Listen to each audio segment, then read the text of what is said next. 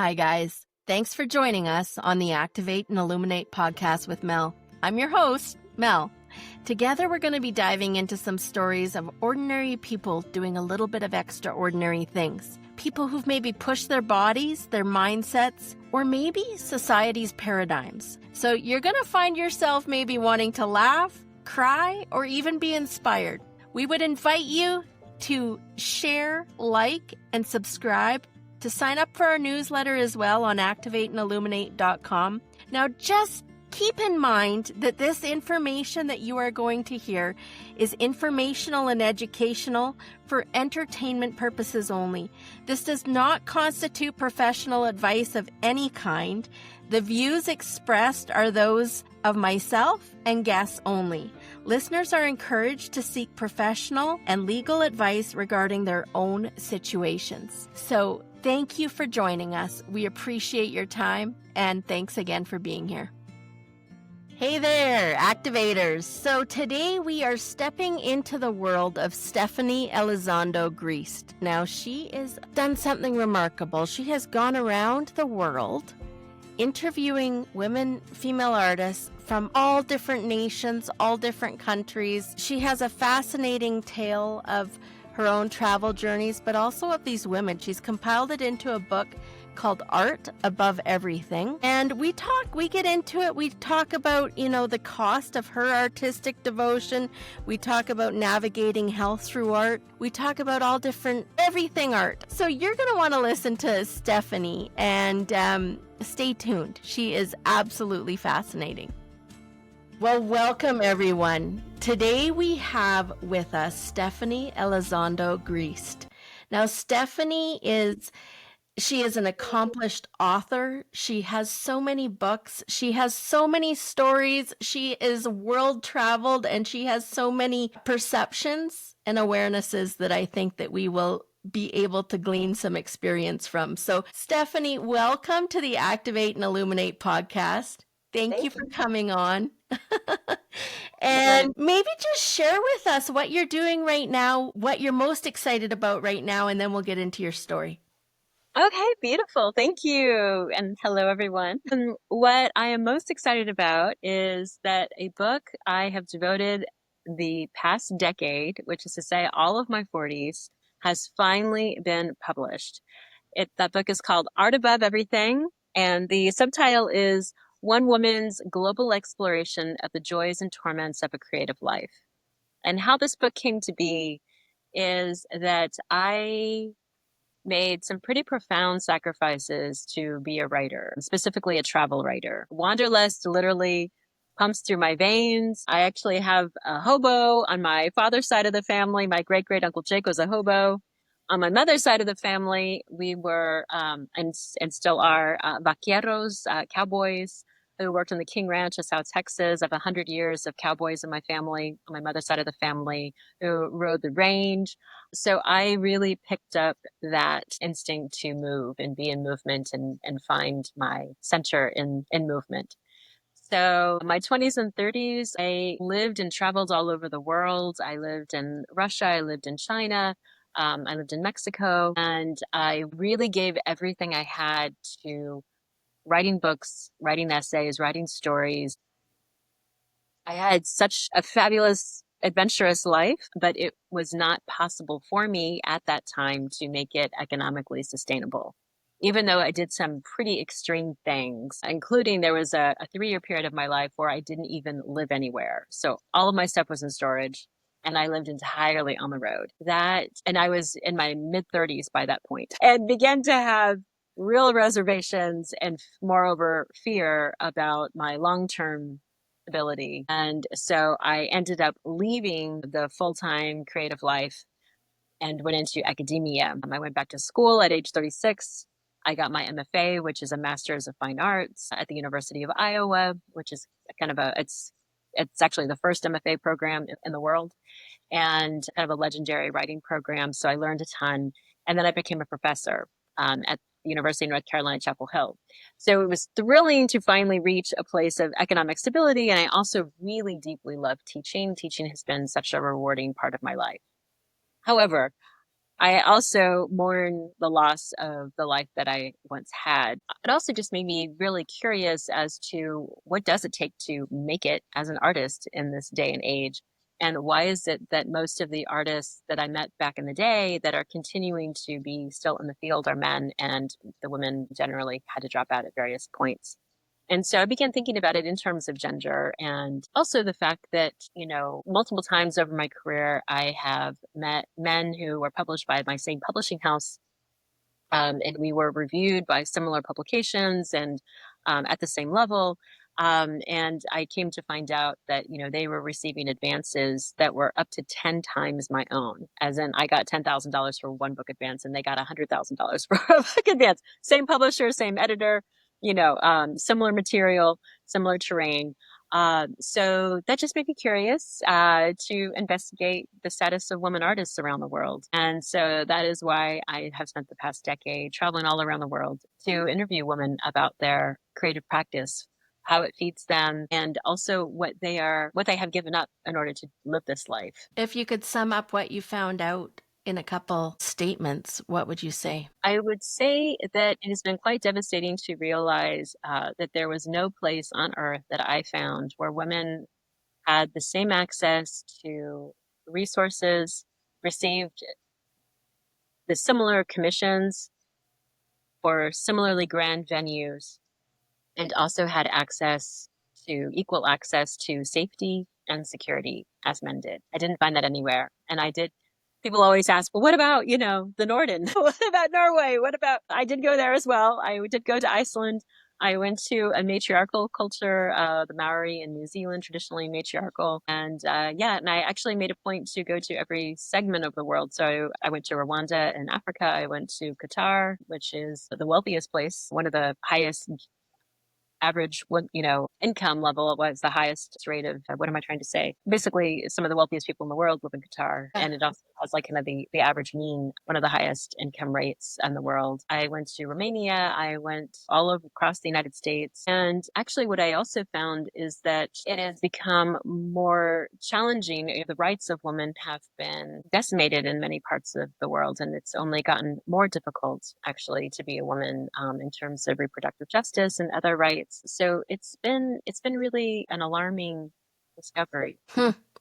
What place would you say has the worst situation for women? This episode brought to you by protandemcanada.lifevantage.com. What if you could turn on your body to work like it was supposed to? What if you could have it remember how to handle toxins, stress, and the environment like it used to when you were young? What if it worked for your pets too? What if this is not about supplementing something that is missing, but activating something that has gone dormant? About actually turning on your body to make these things again. Learn how to activate your body now. Check us out, protandemcanada.lifevantage.com. Well, the United States isn't doing especially well at this moment. I would say, given the attacks on reproductive freedom, and also it's a really, really difficult moment in the United States. Our housing crisis is profound. When I was looking for a house myself, and this was actually before the pandemic. So I am not only a tenured professor, I'm a full professor. I'm the highest rank at the oldest public university in the United States. And we are regularly rated in the top 25 public universities in the United States. So I'm at an extraordinary school and I am at the highest rank. And I bought the last house under, $300,000 in my community. Now the place that I bought for under $300,000 is, I could resell it for probably $550,000. And it's a modest, and it's not even a house, it's a condo. So it is exorbitantly expensive right now. There are so few houses even available. When I was looking, I was going to open houses. I was the lone female, trying with a checkbook, wielding a checkbook, among, a sea of couples. And so it's just really become incredibly difficult financially to make it as a single human being in the United States, or even as a family. Families are also really suffering. It's just the housing crisis is extraordinary. our healthcare system is deeply failing a lot of families. Generally, our insurance is linked to our work, and the Affordable Care Act is continuously under threat. So those two things are really difficult. And then also just the continuous threats to reproductive justice. So, and also right now in a moment where arts organizations and arts funding are really being profoundly threatened and eliminated entirely, in addition to general threats of freedom of speech. So I can say that it is actually quite challenging to be an artist and or a woman in the United States at this moment. Yeah, I would definitely say freedom of speech everywhere over the last many, many years has definitely degraded. I think, I think we are facing the same situations in every country. What would you say one thing that united all those women in different countries that you visited? What's the uniting factor? Tell us the good part. Yeah.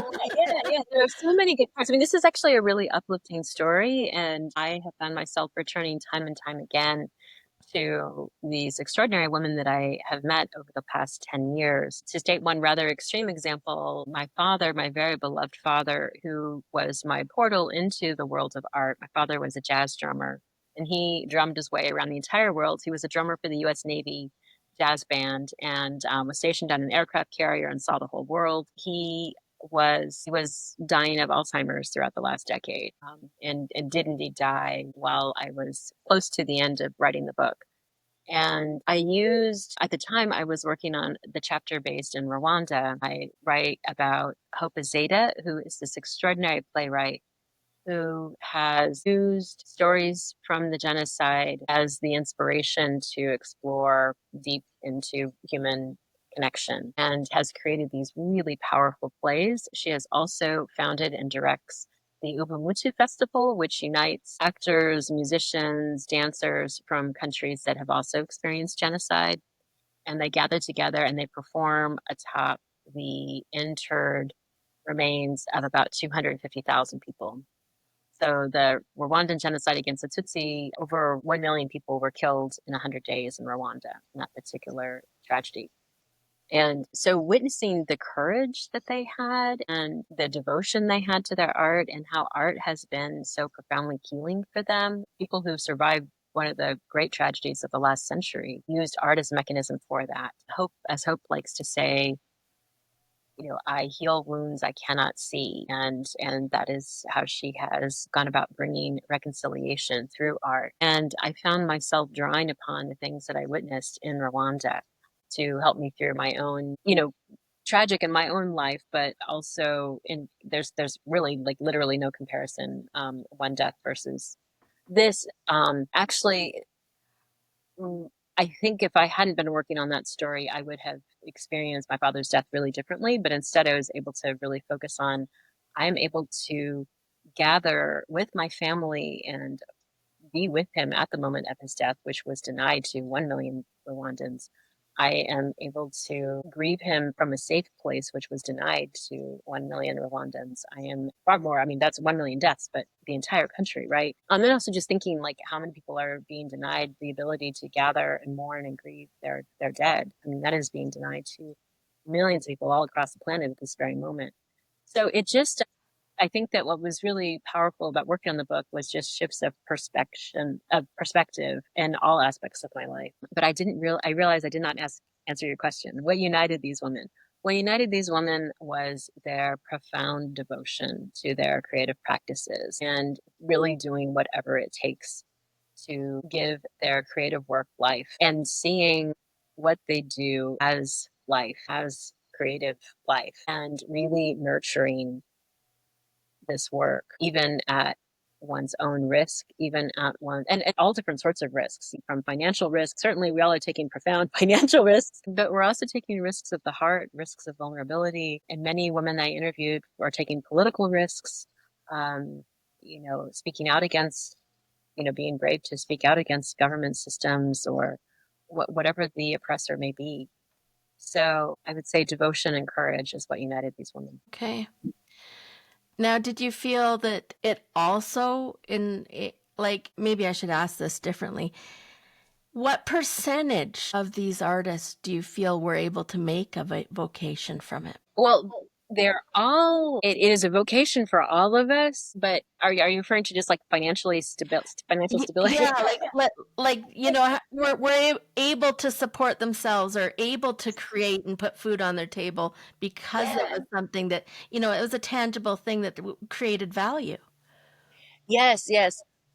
So that is what's really interesting. I stepped off the path of like total devotion to become a professor because I really was fearful for my long-term future. These women have yet to do so. They have stayed the path.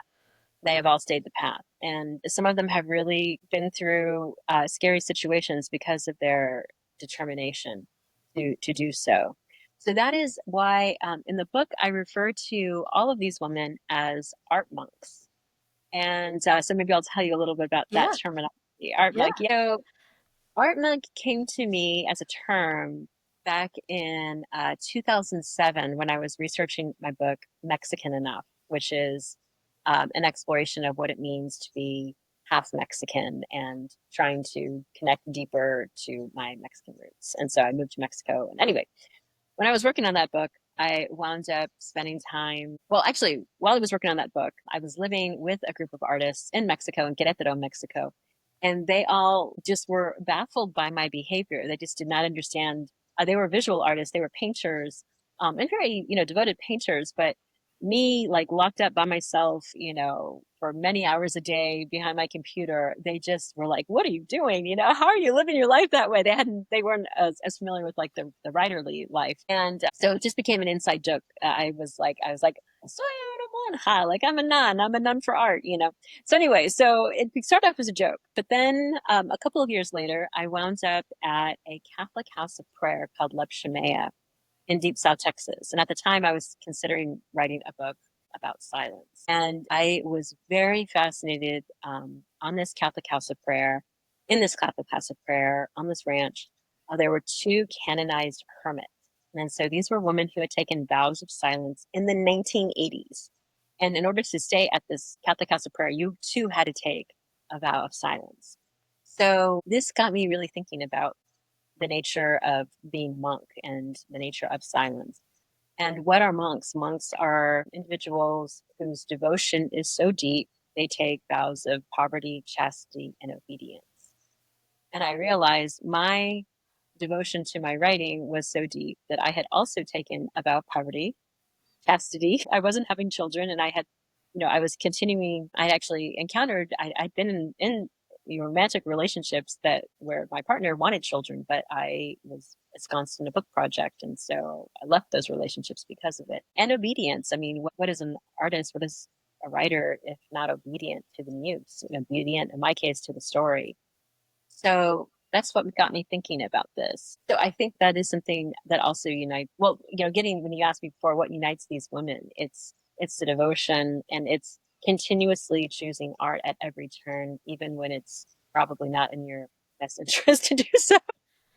So do you think most artists are channels and it's just a inspired work coming through them that they have to get out? Generally, those that stick with it, that is often true. You often hear artists say, like, there's literally nothing else that I could have possibly done. It's not even a choice. We submit ourselves to it because it is so much larger than we are.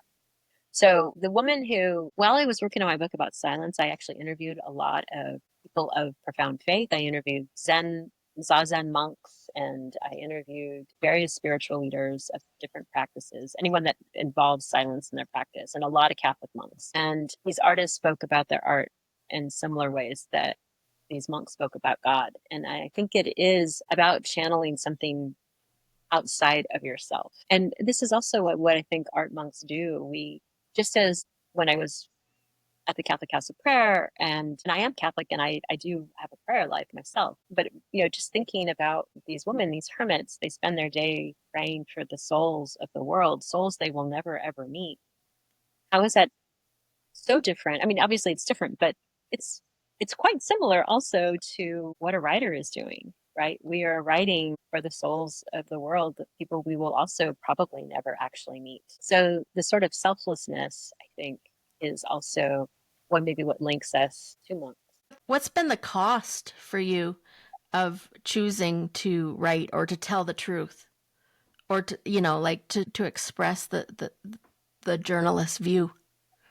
Yeah, the cost. Well, I would say the cost, I have been incredibly lucky compared to a lot of the women that I researched and wrote about and interviewed, that I have not paid the price that some of them have. So the risks, or the challenges that I have mostly faced have been financial, but finances do indeed impact quite a lot of the way you can go about living your life. And I was extraordinarily lucky that just when I finally was able to reach a place of economic stability by having a professorship, and I was finally on a salary, and most importantly, was on health insurance within 3 years of that, you know, state, which I hadn't been in for most of the rest of my life, my 20s and 30s. Only at age 43 was I finally like in a place of stability. That is when I was diagnosed with ovarian cancer, and then went on this huge journey through the kingdom of the ill. And it took a long time to reach the kingdom of the healthy, to use phrasing by Susan Sontag. Yes. So I am so incredibly, incredibly lucky and grateful that I did not receive that diagnosis back when I was living without health insurance, back when I was totally nomadic, back when I didn't even have a couch or cutlery of my own. So yeah. So what would you attribute your healing and your wellness to? So I would say that one of the most profound things that happened during that experience, I mean, first I would say that I was so deeply moved by how my community really, really rallied behind me and around me. There was about a month-long period where my house literally was like a flower shop. I mean, just, it was unbelievable. People reaching out and showering me with love and affection and letters. The English department at UNC Chapel Hill brought me meals twice a week for months and gave me time to heal. So that was extraordinary. But perhaps most relevant to the book, and also I think if there's anyone out there who is going through cancer, something I cannot recommend enough is I really called upon art to get me through this experience. When I was initially diagnosed, my body was really riddled with panic attacks and anxiety attacks that didn't cease until I started journaling. So using the tool that I'd always used, I have been for all of my adult life taking avid notes on everything. But for those first 2 weeks of diagnosis, I wasn't taking notes. My mind was just whirling, and I was just going in and out of trying to struggle for breath. So first of all, it was like journaling, which was able to sort of root me and also gave me a sense of agency. And then I did something really incredible that I'm so, so grateful that I did, which is right before chemo. I was very freaked out about losing my hair. I had had the same hairstyle since 1992, so I really did not want to lose my hair. So and actually, I will also say that if anyone out there is in this situation or supporting someone in this situation, I do think that women and probably men as well, to our deficit, worry so much about our hair. I spent all of the very valuable time. I had a couple of weeks of research time before my life really, before I began undergoing the treatment. And I spent all of that time looking for wigs and, trying to like find something about my hair when I actually should have been researching surgeons and like ways to save my life. So that is a very important thing to get across. Actually, let go of the hair really fast and really work on what will actually save our life. So that is a major mistake I made. But one thing I did that was amazing is that I actually turned my head shaving into an art performance. And so I invited over people I really love, a group of 7 women that included a psychologist and a breast cancer survivor, a photographer, a violinist, and an Italian opera singer, and my mother, and a hairdresser. So those 7 women came, and the Italian opera singer just, you know, emoted from all of her being these ancient songs that the violinist began, and, she had a tambourine with cymbals and like just this powerful, powerful, like all body alight soundtrack as my head was being shaved. And that was really, and my mother was holding my hands, and it just became this like rebirth for me, and literal rebirth, like, because before long I lost all of my hair. I lost my eyelashes. I lost my, eyebrows, my arm hair, my leg hair, like everything was gone through chemo. But having that ceremony was so important. I knew that I was not able to handle watching my hair fall out in clumps. And it felt so incredible to take agency over something, to kind of wrest back control.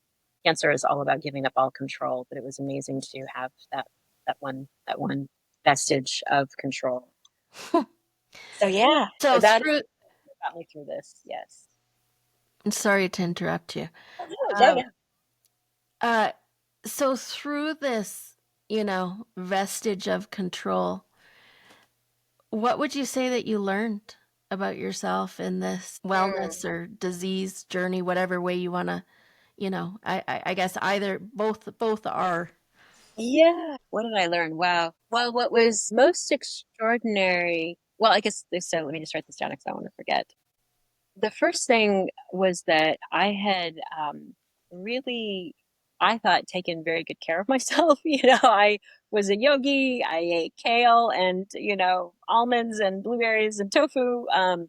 I wasn't a big drinker. I've never done drugs. I exercised, pretty basically every day. And so definitely getting cancer at age 43, was a bit of a bummer.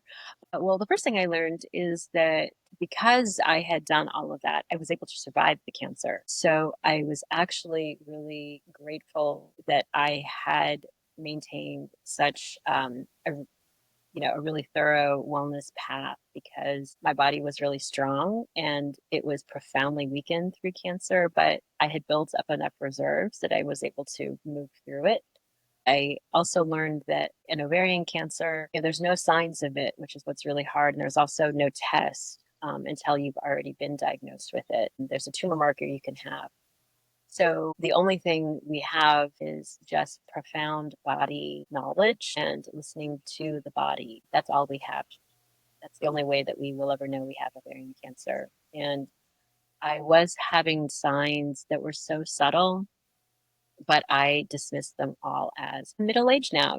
I'm going to, I'm going to develop a belly. Like, I'm middle age now. I'm going to get tired. I'm middle age now. I'm going to get indigestion. I'm middle age now. I'm going to have acid reflux. Like, these were the very subtle signs that I was getting. And those were the only signs that I was getting. Really? Until one day I had bleeding that I knew was not menstrual. And so when I went to the doctor, she put her hands on my belly and she just looked at me and she's like, "Are you pregnant?" And I'm like, "No." And she said, I felt like I was, I can't remember, but I felt like 5 months pregnant, basically, is what my belly felt like. So I had grown a tumor the size of an oblong basketball that completely filled my entire abdominal cavity. And the reason I was having acid reflux is because all my organs were pushed up. So, like, literally food was not going down. So, insanity. So one has to really pay close attention to one's body always. That's obviously a difficult thing to do in a country where so many people are denied health insurance, and doctors' offices can be quite a monster to deal with. But we have to be hyper vigilant about our body. So anyway, so those are some things that I hopefully can be helpful to someone. But for me personally, what I learned, that plus, like, you just have to get over the fact you're going to lose your hair and research things that are actually going to save your life, not your hair. So those are the big things. I would say that personally, what was extraordinary for me was that I, even in the moment when I think, as I mentioned, I had like this 2-week period of just hyperventilating panic attacks and anxiety attacks. But in the midst of those, I also was riding this galactic injection of euphoria that I had chosen correctly. So the big question of my adult life has been, is art enough? Is it worth all of these sacrifices that I had been making? And I, in that moment, realized that it was for me, and that if this was my exit off the planet, I'm so grateful that I had spent my 20s and my 30s exactly as I had. I'm so grateful that I had prioritized traveling. I'm so grateful that I had writing. I'm so grateful that I had prioritized meeting as many people as I possibly could and telling their stories, because that is what made my life so deeply rich. Interesting that you end that, because one of the questions that I have for you is how do you decide what stories are yours to tell and what are better left for someone else to voice? And so when you say to tell their stories, first, I got so many things going on. That galactic injection of euphoria, just that's a statement that I feel like we can't ignore. But have you ever felt that you've heard someone's story that it wasn't yours to tell? Oh, absolutely. Yeah. Absolutely. Yeah, no, totally. That is absolutely a thing. Yeah. So the stories that I end up writing, I mean, that's different from my life as a journalist. So certainly Yeah. there are things I wrote in my earlier career that I cannot say this about. But since I've been steering my own ship as an author, and I work in conjunction with the people that I'm writing about. So I do things that journalists actually are forbidden to do, which is I share the stories with them afterward, and it becomes a dialogue. I write about. Journalists are forbidden to share. Yeah. You're not allowed to do that. Um, Wow. and you can sometimes read the story aloud over the phone, but they can't actually see it. Also, you're generally with that practice, you're supposed to flip. So you're not reading the actual sentence. You're like telling them the items, the factual items that are in each sentence, so they can, that's just kind of basic fact checking. But yet, journalists are not supposed to show the story before it's published, for a lot of reasons that have to do with journalism. But what I'm doing is I am doing something more akin to testimonial. So, what is Right. testimonial? Testimonial is a subgenre of creative nonfiction that developed in 1968 in Mexico City, coming out of the massacre of student protesters during the Olympics and during protests related to 68 student protests. And that's what I'm more doing. I'm looking for people who want to give testimony to the facts of their life, the injustices they have endured. And so these are people that generally want their stories out. I mean, actually, all of them want their stories out. So that's interesting to me. And I see that in multiple ways. I mean, I do this through my writing, also through my teaching. And this is why I believe teaching is a really important component of what I do, because I also want to empower other people to be able to tell their own story as well. Yeah. But Yeah. I don't write about people that don't want to be written about. Yeah, no, I wasn't implying that. But so like I see as what you're doing, you're almost like a timekeeper, preserving truth and values across generations, Thank you. right? Maybe stories that people wouldn't otherwise tell. Yeah. I've always been really amazed and very moved by how quickly people can be to weep in the course of an interview. I think that it is rare that someone really looks deep into your eyes and listens to every word and really cares and holds your story and sits through the story with you. So it becomes this very beautiful gift both ways. It's a total gift, and people are very brave to share their story. And certainly there have been instances where people want sometimes very significant changes in what will be going out and being published, which is why journalists don't do it. Right. But in my case, I do. So, Okay. yeah. So tell us about one of the books you wrote was 100 Places Every Woman Should Go. Now, I know you wrote this, quite some time ago, but gleaning all your travel information, if you were to give us, 5 destinations that women should go if we were traveling alone, tell us where you'd go. Wow. Well, Iceland is that is considered to be the most empowering place to be a woman. And they're very proud of the fact they're like, I think it's 91.8% patriarchy free. So and that's a very safe place. So I would say safe places that are beautiful and amazing and interesting. I would say Iceland. I would say Merida, which is in the Yucatan in Mexico. Extraordinary, beautiful, amazing Sorry, place. say that again. Where? Merida, it's the capital of the Yucatan, Can you which spell is that for me? Merida. So Merida, Oh, Merida. Okay. Yeah, yeah. Yeah, beautiful, beautiful Mayan culture. You can go into a cenote, which is, these beautiful water-filled sinkholes that the Mayans believe were a portal to the underworld. That's a very magical place.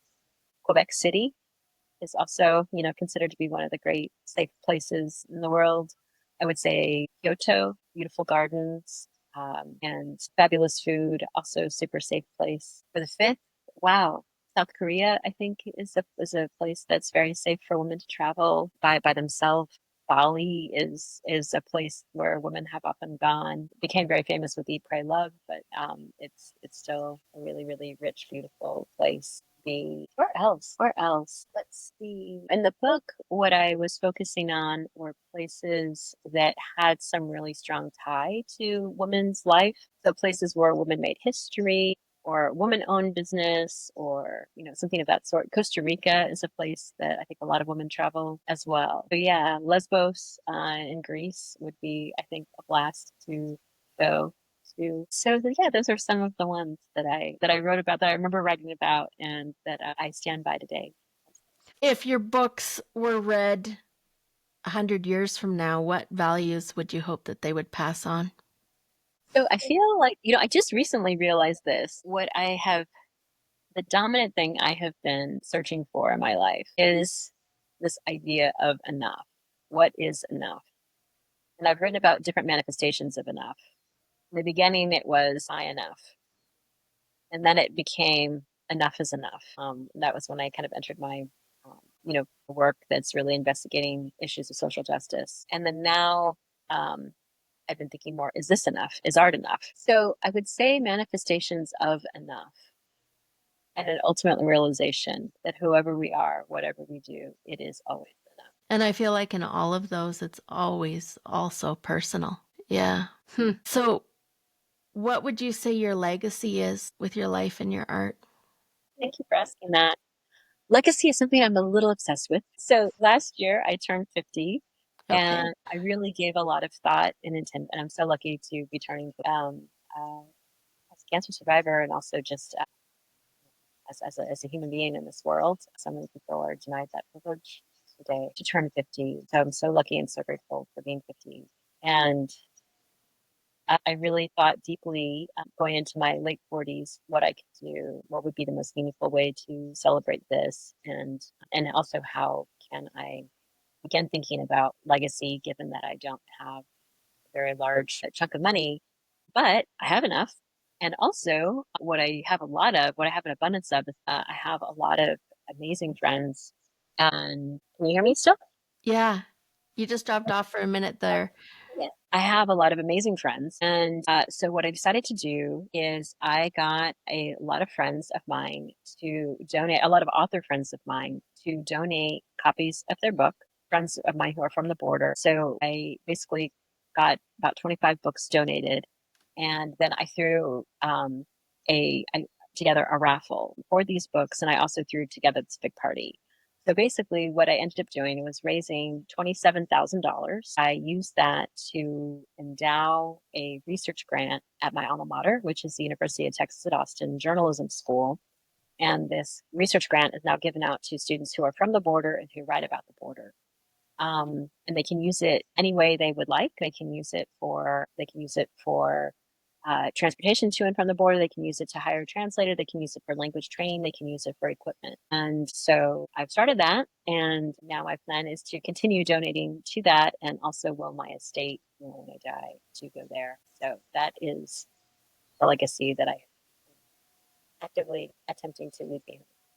Wow, that's beautiful. Um, so as students in your classroom, what do you feel like is the most pressing thing to teach students about journalism? Empathy. Empathy. Empathy. Yeah, Yeah. I love Right. that. Yeah, empathy for themselves, self-compassion, and empathy for others. That is my foremost motivation. I actually don't teach journalism. I teach creative nonfiction. So I Okay. teach more memoir and travel writing, food writing. But my favorite class to teach is a class that I call Memoir as Witness. And in that class, I have students identify, the kind of animating issues in their own life, but then they have to find some other person who has lived that same reality. And it can be a person who lived 1,000 years ago, or it can be a person they actually interview. So they can either do archival or interview, but they need to incorporate their story within their own narrative. And what that does is shows them they're not alone.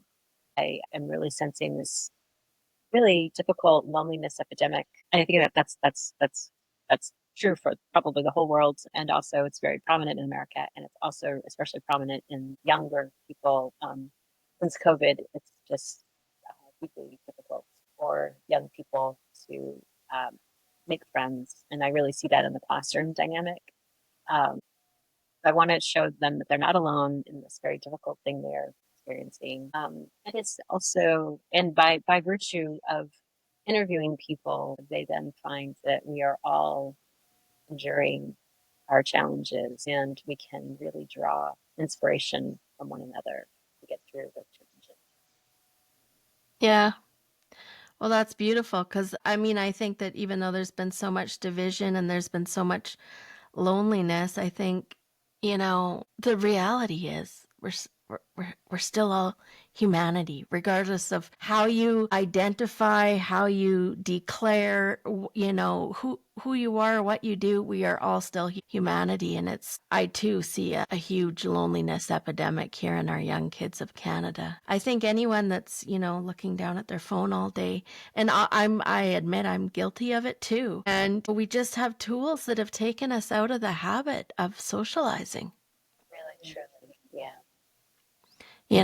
So, well, this has been such a fascinating conversation, Stephanie. Is there anything else that you wish to share about anything that you're doing or anything that you'd hoped you'd be able to say, or is there anything else that you have for us? I think I have said so much and I'm just so very grateful. Yeah. I'm really lucky to be spending the fall on book tour. I'm going to 33 cities. Okay. Yeah, so far none in Canada, but I would love to come to Canada. Wants to invite me? I'm there. I will be going to Mexico, and but most of them are in the United States. Okay. Yeah, and it's been so meaningful doing this tour because what happens, and I've had this experience with other books, but it's really intense on this tour, is that the book line becomes sort of almost like confessional booth. And Cathartic. wow, yeah. So Yeah. people really, they really reveal very amazing stories in the brief time it takes to, for me to sign and address their book. And I'm really realizing that artists, and a lot of people who are coming and responding to this book are women artists, obviously. And yeah, we all need therapy, I think. And it's really helpful to have this like group therapeutic experience, to recognize this is hard. What we are doing is really hard and we have very little support, but maybe we can find support in one another. So that's something one of my major motivating factors of doing this book is I'm like, if I am going to be a monk alone in this monastery, I at least want there to be another chanter in the dark. So I went out looking and I found not only another chanter in the dark, I found a whole congregation. Yeah. That's beautiful. So I feel like if you had an audio recording device, you'd have a whole nother book ready and written by the time you got done your tour. Oh, yeah. That is totally true. Yeah. It's amazing. Yeah. Well, thank you so much, Yeah. Stephanie. Just one thing before we go, tell people how they can find you. Oh, yeah. Yeah. So, well, here's the book, Art Above Everything. And also my website is StephanieElizondoGriest.com. And yeah, I'm all over the internet. I'm on Instagram as well. So Facebook, yeah. And they can also buy your books on Amazon? Yeah, anywhere books are sold, yes. But the best Okay. way to help not only the author, but also your fellow Canadians is to get an independent bookstore to order it. Yeah. That helps everybody. Okay. Well, thank you. And thank you for your time and your perspectives. And I hope that people are listening. Maybe take, even just one more travel journey, or, explore one more spot that maybe they wouldn't have before, and give themselves permission to Absolutely. perhaps be creative in ways that they weren't before.